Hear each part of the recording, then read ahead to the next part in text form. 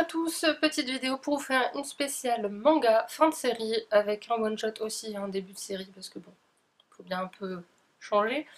J'avais tourné la vidéo mais mon appareil me fait la guerre. Il a flouté toute la vidéo en fait, donc je l'avais tourné d'une traite en plus, voilà, ça me... Je lui ferai la peau un jour à cet appareil, je vous le dis. Bref, on va commencer avec Quand la neige m'appelle de Makoto Ezawa. Tiens, je viens de percuter un truc. Vous allez comprendre pourquoi tout à l'heure. Aux éditions de Château, c'est basé sur le mythe de la Femme des Neiges. Je vous en ai parlé récemment en point réception, vous le savez.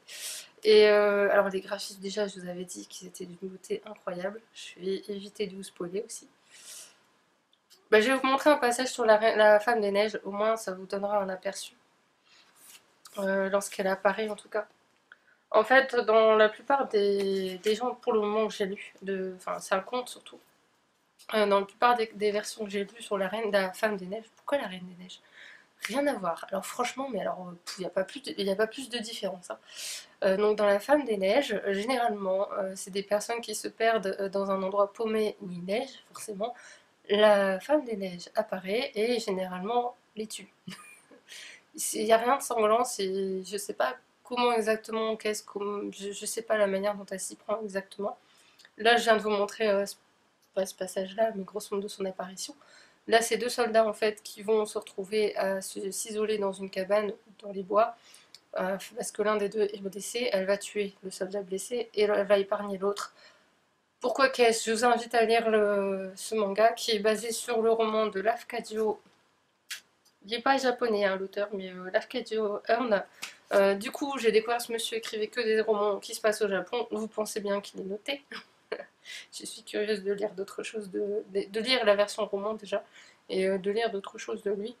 Je trouve ce manga très bien fait, très subtil dans sa narration, dans ce qu'il veut transmettre aussi. Ça m'a rappelé un peu des choses aussi que j'avais plus ou moins lues. Je sais que, je pense qu'il serait intéressant de lire un conte de la Femme des Neiges avant de lire le manga, parce qu'effectivement, quand on n'a pas la base, je pense qu'on peut pas tout capter. Parce que jamais il n'est mentionné que cette femme et la Femme des Neiges, la fameuse femme de ces contes-là. Donc je pense de ce point de vue-là, si on ne sait pas, les gens ne peuvent pas tout comprendre. C'est dit de manière très subtile dans le manga, c'est jamais mentionné réellement. Le dernier chapitre est très bien fichu. Je pense que certains râleront parce qu'il n'est pas mis clairement la raison de ce chapitre. Moi je trouve que c'est très très bien trouvé. Et il est très touchant. Je trouve que ça humanise la Femme des Neiges, que ça permet à la femme d'avoir une réelle place aussi dans la société. Parce que ça, au Japon, la place de la femme dans la société japonaise, c'est un peu compliqué. Et que là, grosso modo, l'auteur a trouvé une manière subtile de dire que la Femme des Neiges restait un être humain comme les autres et pas juste une bête assoiffée de sang. Parce que c'est un peu l'image que le conte donne en fait. Bref, moi j'ai beaucoup aimé. Ensuite, je ne remercie pas ma libraire de m'avoir fait lire ceci. Chisakobe, le tome 1 de Minetaro Mochizuki, adapté du roman de Shugoro Yamamoto. Le roman n'est pas disponible en France malheureusement. J'espère qu'un éditeur aura cette heureuse idée de traduire en français. C'est publié chez Les Lézards Noirs, il a reçu le prix d'Angoulême, c'est pas pour rien. C'est la première fois que je lis un manga de ce genre. C'est la première fois. Je vais vous montrer une double page, voilà, pour vous donner une idée de l'aperçu. C'est un graphisme très atypique aussi. Donc lui a perdu, donc lui il rentre, ses parents sont morts dans un incendie. L'entreprise qu'il détenait, spécialisée dans le bois, enfin, le monsieur est architecte, il doit reprendre l'entreprise familiale, sauf que bah, l'entreprise a brûlé aussi, et que du coup il faut tout reconstruire, et que bah, monsieur n'a pas forcément les moyens. Elle, c'est une jeune fille avec qui il était ami quand il était enfant, enfin, je suppose qu'ils étaient amis, en tout cas ils se connaissent. Et elle va s'occuper de la maison pendant que lui va se démener en fait. Et il va se passer des choses. Alors c'est empreint de lenteur, de douceur, de pudeur, beaucoup de pudeur. C'est typiquement japonais, hein. Là pour le coup, y a cette pudeur japonaise où on n'exprime pas ce qu'on ressent. Néanmoins par un regard, par un geste, par quelque chose, l'émotion va être là. Et c'est en ça que c'est très bizarre. parce qu'il faut s'habituer à ça, même moi qui suis pourtant habituée, j'ai eu beaucoup de mal. Euh, je pense qu'en film ça pourrait rendre très très très bien, typiquement japonais quoi. Euh, je sais pas, je perds mes mots avec ce manga, c'est dingue. Quand je l'ai lu, je vais dire que ce que j'ai ressenti quand je l'ai lu, je crois que c'est le meilleur moyen de vous faire comprendre. Je me suis demandé ce que je lisais, quel était le but, parce qu'il n'y a pas de résumé. Si, il y a un léger résumé là. Je me demandais si je pouvais le dire, donc si je peux le dire. En fait, cette jeune fille va accueillir des orphelins, puisque l'orphelinat a brûlé aussi. Elle va en accueillir 5 alors que bon, c'est limite légal, qu'au final on va les autoriser sous certaines conditions. Et que lui, bah, au début ne veut pas, et au final, je sais pas trop ce qui se passe. On sait même pas au final si le gars l'accepte quand même finalement ou pas, ou s'il veut juste faire plaisir, on sait pas trop. Le gars a pas l'air de prendre de décision, alors qu'en fait je pense que ça cogite énormément dans sa tête. C'est juste qu'on ne sait pas justement. C'est ça la particularité de ce manga. Dans tous les mangas, vous avez des cases carrées qui disent ce que pensent les personnages. Sauf que dedans, non, il n'y en a pas. Donc vous devez le deviner. Ça se devine. C'est dans la subtilité, la pudeur, c'est typiquement japonais ça. C'est de ne pas exprimer ce qu'on ressent, de ne pas montrer ses pensées aussi. Sauf qu'il y a toujours quelque chose qui vous trahit. Et ça se montre dans le graphisme, je vous l'ai montré, de toute façon, le graphisme montre un peu ça. Et ouais, du coup, je me demandais ce que je lisais au fur et à mesure, j'ai commencé à comprendre, ne serait-ce que les orphelins, rien qu'à eux tout seuls, c'est différentes images de la société japonaise, de la société, celle qu'on montre pas. Voilà, c'est un peu ça. C'est celle qu'on montre pas, qu'on ne veut pas qu'on voit. Et eux-mêmes, ces deux-là font partie de cette société. On se rend compte qu'ils font partie de ces gens qui sont rejetés ou qui se sont eux-mêmes retirés d'une certaine manière. Je pense. Parce que j'en sais rien. La fin de ce tome m'a juste profondément frustrée. En fait, au début, on sait pas ce qu'on lit, au fur et à mesure, on se laisse porter. On s'en rend même pas compte. Et puis à la fin, on dit, mais la suite, elle est où? Il y a 4 tomes. Donc ma libraire allait me les commander. J'ai dit non, pas maintenant, parce que je sais que je vais me jeter dessus. Et en même temps, je voudrais prendre mon temps aussi. C'est un paradoxe sur cette saga. Y a quelque chose qui se passe. Ne me demandez pas ce que c'est, je suis incapable de vous le dire. Ensuite, on va aller dans les fins de saga.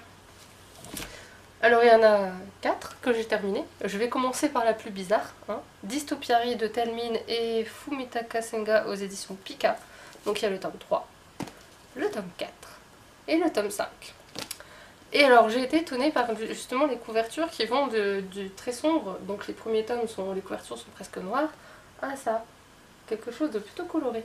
J'ai été très étonnée. Mais je me dis bon pourquoi pas. Il faut savoir que dans ce manga, nous suivons à la base, nous suivons Tolza, un exterminateur, qui est chargé d'exterminer le roi du mal qui s'est réincarné pour la 23e fois. Dans une société particulière, on a l'impression que c'est divisé en castes. D'une certaine manière, vous avez les exterminateurs, vous avez les observatrices, vous avez les charpentiers. Enfin, j'imagine que ça doit être les charpentiers. Vous avez en fait, ça fonctionne aussi par cité, en fait. Les médias aussi, vous avez la cité des médias, vous avez la cité de l'eau, vous avez la cité de je sais plus quoi. Enfin bref, on les voit apparaître. C'est jamais réellement, ou alors si c'est expliqué, c'est dans les 2 premiers tomes, mais je les ai lus il y a très longtemps, donc je me souviens plus trop. Tout ce que j'ai retenu, c'est Tolza, exterminateur, qui doit tuer le roi du mal. Donc on le suit, mais on ne suit pas que lui, il y a d'autres exterminateurs qui arrivent au fil de l'histoire, d'où les différentes couvertures que vous voyez là. Là c'est un exterminateur, là c'est une observatrice, et là, je ne sais plus. Je ne sais plus. Je ne sais plus du tout. Mais c'est très bizarre dans le sens où quand vous lisez, vous avez l'impression de lire un peu un jeu vidéo. Dans le sens où vous avez le jeu vidéo, donc les exterminateurs, les observatrices qui sont sur le terrain, machin. Vous avez le chef des observatrices, on a l'impression que c'est l'instigateur de ce jeu. Et qu'en fait, sous cette chose qui semble absurde, qui ne l'est pas, vous avez une critique de la société, justement ce côté des castes. Tu ne peux pas quitter la caste où tu es comme tu l'entends. As-tu conscience de la chance que tu as? Et aussi le fait de dire que finalement on a l'impression qu'elle est gentille, donc les exterminateurs, contre le méchant. Et la question qui se pose dès le tome 2, et jusqu'à la fin, mais qui est le vrai méchant de l'histoire? Est-ce que dans le fond le gentil est vraiment gentil? Est-ce que dans le fond le méchant veut vraiment être méchant? C'est une excellente question. L'autre question qui se pose aussi, c'est la bien-pensance, la bienséance. Est-ce que jusqu'où peut-on aller pour sauver des gens? Est-ce qu'on peut aller vraiment très loin? Quelles sont les limites qu'on doit s'imposer? Il y a vraiment de très bonnes questions qui sont posées, il y a une critique de la société de manière métaphorique qui est faite, qui peut sembler loufoque, mais très bien faite.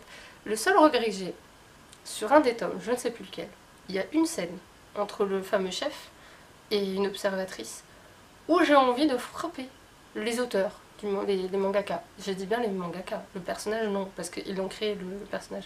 Est-ce qu'ils étaient obligés, dans un shonen où il n'y a pas de relation amoureuse, il n'y a pas de perversité, il n'y a rien de tout ça.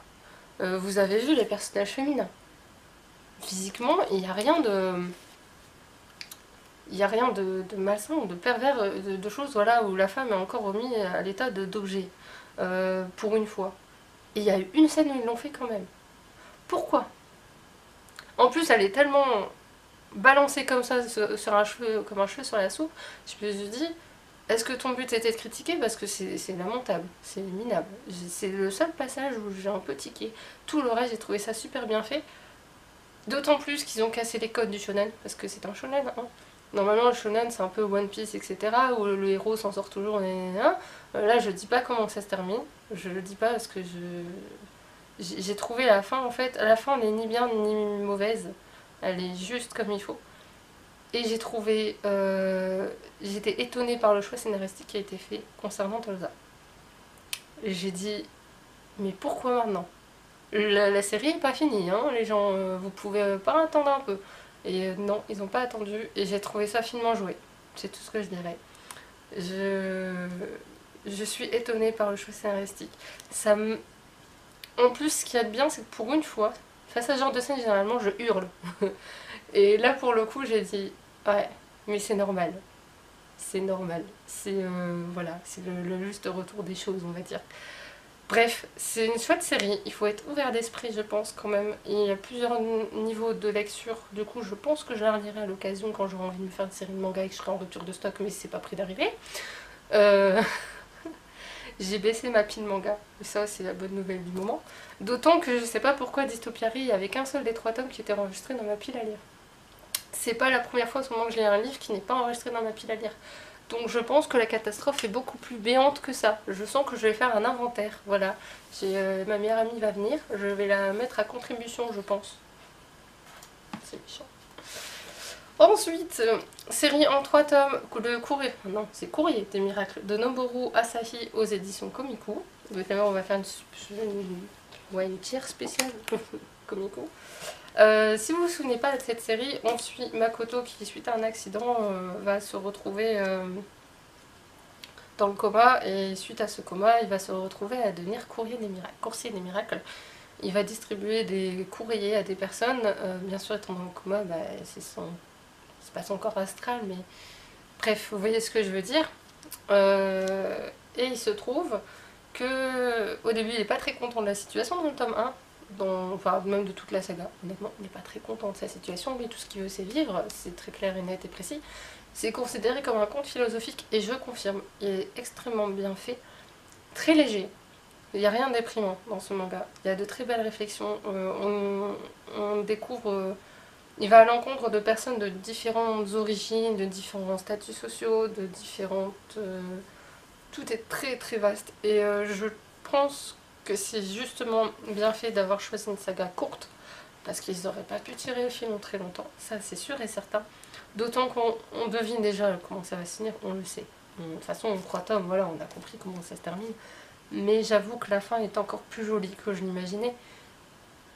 Il y a une seule question que je me pose concernant la fin. Un petit peu avant la fin. Il y a Dieu. Enfin, il se fait appeler Dieu, mais c'est pas Dieu, on le sait. De tout le long, on sait que c'est pas Dieu. On sait pas qui il est réellement. Même là encore, après la série, on sait pas, mais on s'en fout. On sait que c'est pas lui. Mais il dit une phrase concernant Makoto qui ne se termine pas. Et je dis, mais tu voulais dire quoi? Et au final, je m'en fous en fait de savoir ou pas, je m'en fous.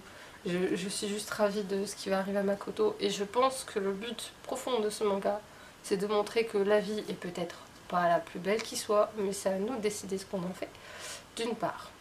Et deuxièmement, en faisant preuve de bienveillance à l'égard des autres, on peut se découvrir mieux soi-même, qu'en faisant preuve de méchanceté, de lâcheté, je sais pas, toutes ces choses qui sont propres à l'humain, soyons honnêtes, c'est tellement plus facile.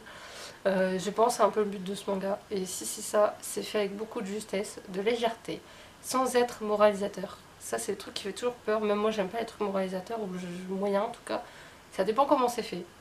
Mais là c'est très très bien fait. Je peux vous recommander la série, d'autant qu'elle est très courte. En termes de graphisme, ça je peux le montrer, c'est pas très spoilant. Au contraire, ça vous explique un peu que Makoto est quand même visible dans le monde des vivants. Ouais, on va dire ça comme ça, parce qu'il rencontre son père là. Et sauf qu'il peut pas se montrer à ses proches parce que sinon il meurt vraiment. Voilà. Donc voilà. Et là, je vous donne cruellement envie de lire la série et j'en suis ravie. Restons chez Komiku avec le maître des livres, tome 14 et 15 de Umiharu Shinohara. J'ai retenu son nom. Il faut que la série soit terminée pour que je retienne son nom, c'est quand même lamentable. Oui, la série est finie depuis l'année dernière. Même peut-être un peu plus, je ne sais plus. J'ai eu du mal à la sortir parce que j'ai une affection profonde pour cette série. Pour ceux qui ne se souviendraient pas de l'histoire, on suit... Il faut que je retrouve le nom de ce personnage.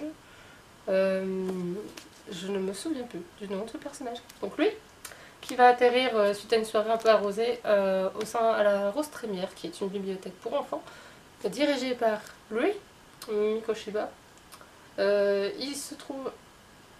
Ah bah c'est Miyamoto lui, donc Miyamoto, Mikoshiba, surnommé le champignon par les enfants. Et tout l'intérêt de ce manga, c'est outre les sujets de société qui sont régulièrement abordés, il vous montre que les livres pour enfants abordent ces sujets de manière métaphorique et qu'ils peuvent même toucher les adultes. Donc on lit des extraits de différents romans et contes pour enfants au cours de ces différents tomes. Il y avait Le Petit Prince à un moment donné, je me souviens. Il y avait Tom Sawyer, il y avait Fifi Brin d'Acier qui a été abordé aussi. Je parle des romans et contes très connus. Hein. Après, il y en a qui sont beaucoup moins connus, même certains pas publiés en France. De toute façon, il y a souvent le lexique à la fin qui vous dit si c'est publié ou non en France.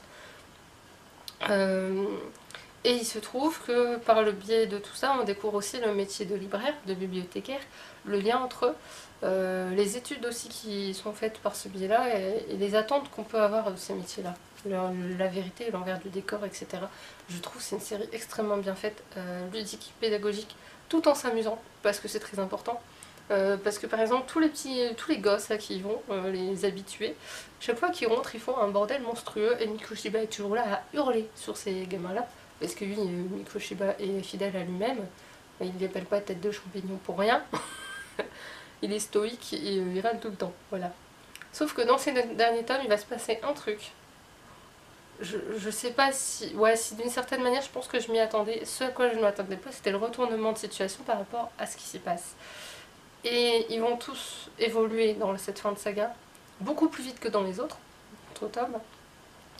Et il va se passer quelque chose qui... Déjà c'est cruel quand même ce qui se passe. Je dois annoncer que avouer que le retournement de situation, je trouve que la personne qui l'a mise en place, parce que c'est un des personnages qui met ça en place, je me dis mais c'est d'une cruauté implacable. Mais après, c'est logique, c'est cohérent et c'est intelligent. Mais j'oserais jamais faire un truc pareil. Et dans les dernières pages, Mikoshiba, qui est toujours resté stoïque tout le long de la saga, va montrer enfin ce qui se cache en lui. Et rien que pour ça, je trouve que cette fin de saga était très très bien faite. Alors oui, elle peut sembler un peu cliché sur certains aspects, parce qu'il y a des trucs qu'on s'en tenir à des kilomètres depuis plusieurs tomes. Un truc surtout, ce truc-là, dès qu'il arrive, on sait que la saga est finie. Voilà, on savait, c'était prévu. J'ai beaucoup aimé cette série, elle me touche, et oui, je suis un peu triste de quitter ces personnages auxquels on s'est attaché aussi fort. Et voilà. Je sais pas quoi dire d'autre. De toute façon, les amoureux des livres devraient lire ces livres-là. Je comprends même pas. Ah oui, autre chose très importante, il montre aussi que la littérature jeunesse, contrairement à ce qu'on dit, c'est pas juste un truc super sympa et chouette pour les gamins. Non, il y a aussi un fond, quelque chose de très fort. Il y a un livre que lit Miyamoto à un moment dans l'un des 2 derniers tomes, je ne sais plus lequel, qui m'a profondément touchée et je me suis dit waouh. La phrase aussi clé de cette série, c'est le livre te choisit, pas l'inverse. Ça, c'est vrai. Alors, j'essaie de trouver une page à vous montrer sans que ça spoile la fin. Voilà, on va prendre celle-là. Mikoshiba et Miyamoto. Ça, c'est un peu le truc récurrent dans la saga. Ensuite, et enfin, donc une saga terminée qui m'a un petit peu pincé le cœur hier, mais bon, c'est pas grave. On mange pour la vidéo. Mais là, c'est celle que j'ai terminée il y a 2 semaines, je crois, à peu près. Et qui m'avait un peu mis en pseudo-panne de lecture, je pense, inconsciemment. Je pense. Faut dire ce qui est. Alors, on va commencer avec le tome 10, le tome 11, le tome 12, le tome 13, le tome 14, et la nouvelle, parce que j'ai pris l'édition collector du dernier, le fil de l'onde. Tout ça est de Daruma Matsura, et c'est autour de la saga Kasane, la voleuse de visage.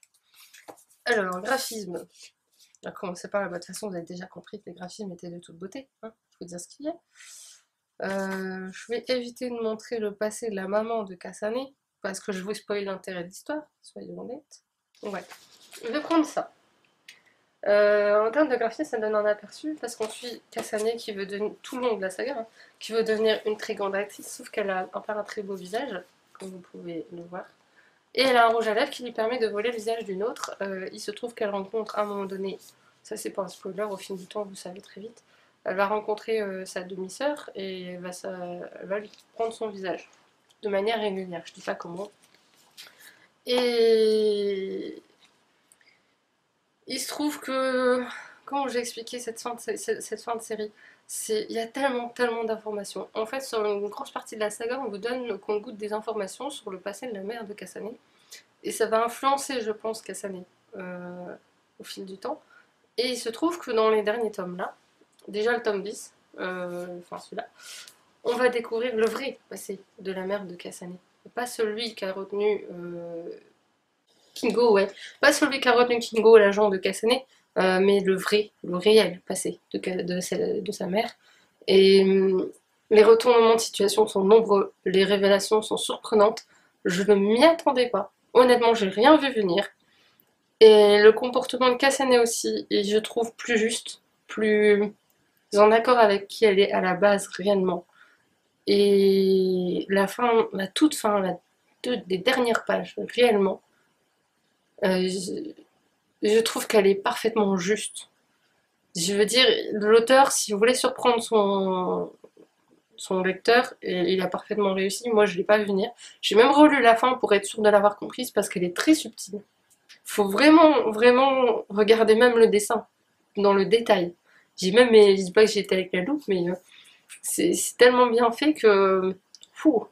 J'espère qu'ils feront une autre série, hein. C'est considéré comme un conte cruel et vénéneux. Je trouve que oui et non. D'ailleurs, j'ai vu que c'était adapté en film live, je crois. J'ai vu la photo de l'affiche. Je suis pas convaincue du tout, honnêtement. Euh, Normalement, Kasane est censé avoir un visage tellement... Désolée, hein, mais c'est ce qui est dit. Tellement laid que les gens la fuient. Là, les deux actrices, même le visage déformé, elles sont encore super jolies, quoi. Je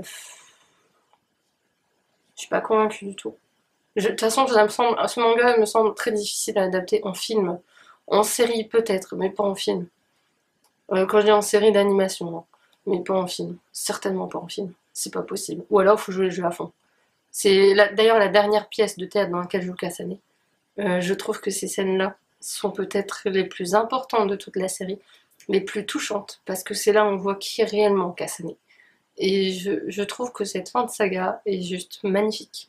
Et c'est là où Kingo, que j'ai passé mon temps à détester et à apprécier au long de la série, je ne savais jamais sur quel pied danser avec lui.